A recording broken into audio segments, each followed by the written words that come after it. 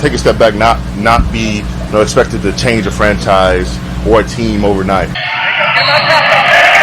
It wasn't a dream. It really happened. Now check me out. When a leader of the team, whether it's offense or defense, has something to say, you got to listen. You can't take that with a grain of salt. Sometimes they try to speak at you in parables. Sometimes they try to speak at you in metaphors. But when the leader is speaking, you listen. They might be trying to get you to read in between the lines with this one. Who knows? Myles Garrett being the leader of that Brown squad by proxy. He got sent over there. He's been playing that role for the most part.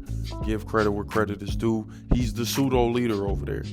He's walking around with his shirt off, chest puffed out, literally.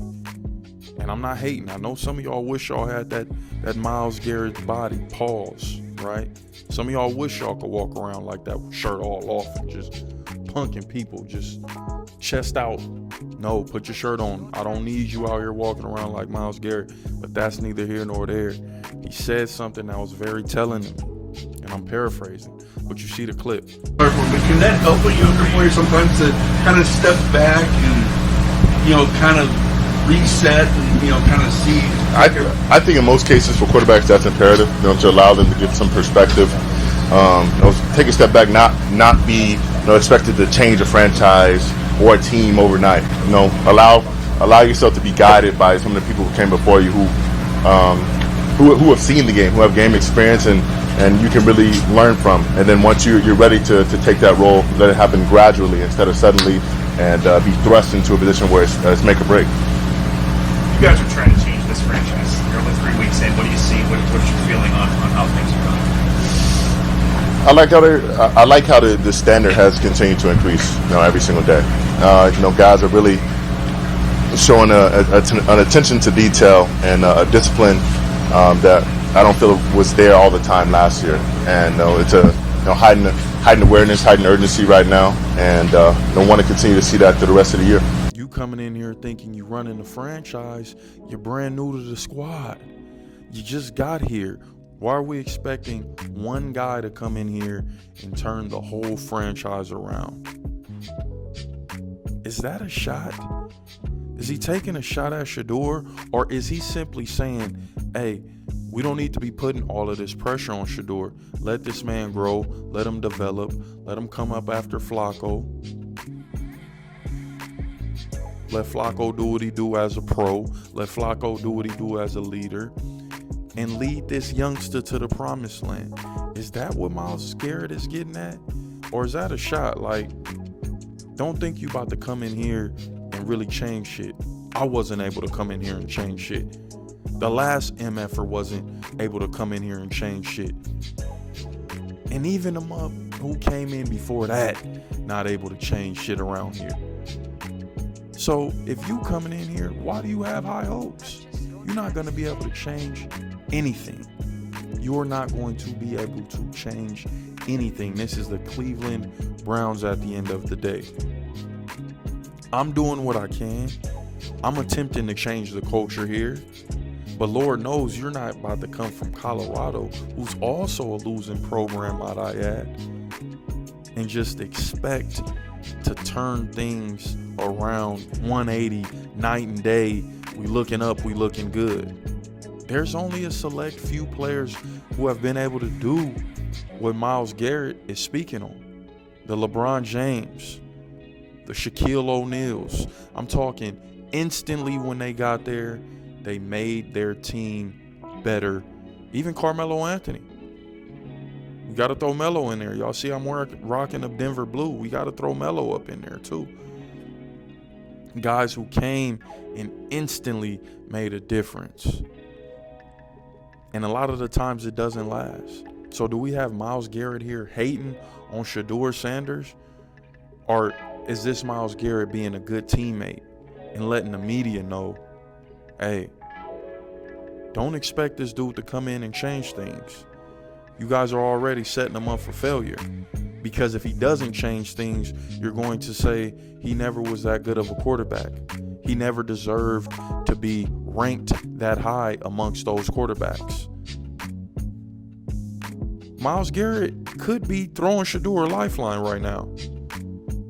But at the same time, you could decipher that if you're reading in between the lines and say, well, damn, that's a clear shot at Shedeur Sanders. Letting him know this ain't what you think. It will be good for you. It will behoove you to sit behind Joe Flacco, a Super Bowl champion. Learn from some of the best that's ever done it. And then get your time at the forefront. Then get your time as QB1. Because with that experience comes that knowledge. You're able to handle the media a little bit more. You're able to play the background a little bit more. There's less expectations this early. So there's a lot of things that could go well for Shedeur Sanders if he so chooses to take that role and rightfully play behind Joe Flacco. I'm saying it's a choice because they're probably going to give Shedeur that option. Hey, Shedeur, do you want to sit behind Joe Flacco? Hey, Shedeur, do you want to go out there and start? Of course he's going to take the start. But you give him that option just so you cover your ass. You give him that option just so you say, hey, man, listen, we as an organization, we wanted what was best for Shedeur, and we gave him the option. He was the best at the time. But we wanted to let him know you can play behind Joe Flacco. You don't have to suffer this whole media onslaught. I think the Cleveland Browns are pretty much setting this man up for failure. They're trying to get Shedeur Sanders out of the paint. They're attempting to make him look like a complete idiot, a complete fool. They're trying to make him look like he don't got it. And Myles Garrett, I think if he was high on Shedeur, I think if Myles Garrett truly believed in Shedeur Sanders as far as a starter immediately, he would express that. It wouldn't be no hidden shots. It wouldn't be no messages that you needed to decipher. He would simply let you know what it is. I believe in this dude. We got a great guy coming in. He's able to lead us to the promised land. Shedeur is him. He is everything that these guys talk about. But you didn't hear that confidence in that speech. You didn't hear that confidence in that message that he was relaying. You just didn't. And, now people had their doubts about LeBron James too. There was haters on his team as well. It's always some damn interruptions whenever you're trying to get to this bunyan, right? But that's another story for another day. There was people on LeBron James' team who hated too. They hated on the king. James. But is the 18-year-old from Akron truly the savior? We have better players than him in his position already on our team, though.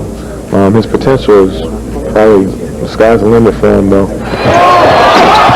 LeBron is just going to add to what we need and, just make things a little bit easier.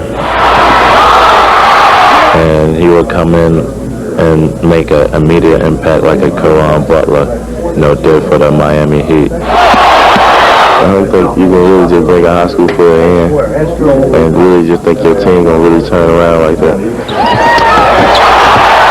If he come, he can just hop on our bandwagon and hopefully we can do something big.